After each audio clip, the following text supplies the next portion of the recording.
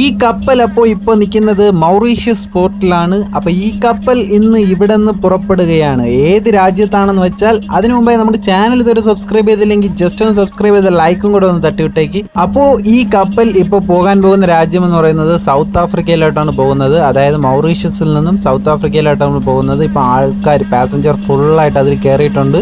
കയറിയതിന് ശേഷം ഇപ്പോൾ നമ്മുടെ കപ്പൽ ഇവിടെ നിന്ന് പുറപ്പെട്ട് പോവുകയാണ്. പോകുമ്പോൾ രണ്ട് ടഗ് ബോട്ട് നിങ്ങൾക്ക് ഇപ്പം കാണാൻ പറ്റും. അതായത് ഒരു ടഗ് ബോട്ട് ഇപ്പോൾ കപ്പലിൻ്റെ ബാക്കിലോട്ട് വന്നുകൊണ്ടിരിക്കുന്നു, ഒരു ടഗ് ബോട്ട് അവിടെ സൈഡിൽ നിന്ന് ആ കപ്പലിനെ വലിച്ചുകൊണ്ടിരിക്കുന്നു.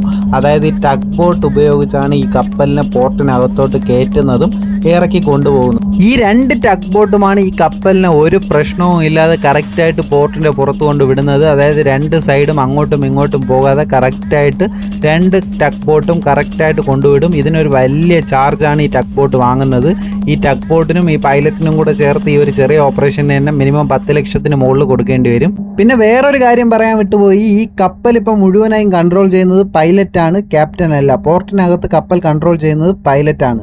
അപ്പോൾ ഗായ്സ്, അപ്പോൾ പുതിയ വീഡിയോയുമായി കാണുന്നത് വരെ സൈനിങ് ഓഫ്.